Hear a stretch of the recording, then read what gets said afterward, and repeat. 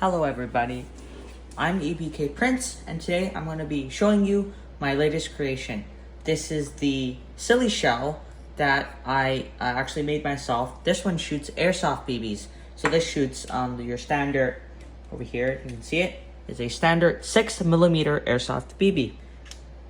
Now, one thing to note about this print is that your tolerances must be very, very accurate, and I promise you, you will not get it on your first try.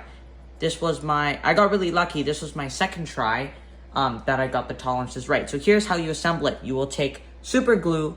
Please use super glue. I don't recommend hot glue because that's not going to be strong enough.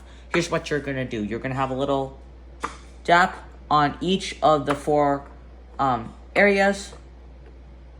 And that's going to be right there in between those notches. And then you will take your top TPU piece and then you will place it on top and press it down. And then you're going to want to let this dry, preferably with some airflow. What I do is I put these glue side down on top of my air purifier, which will put out a bunch of air to help them dry faster. You're going to want to give that at least half an hour before you begin using them. And yeah, this one was a prototype, so this one doesn't actually fit, but I was just going to show you the assembly.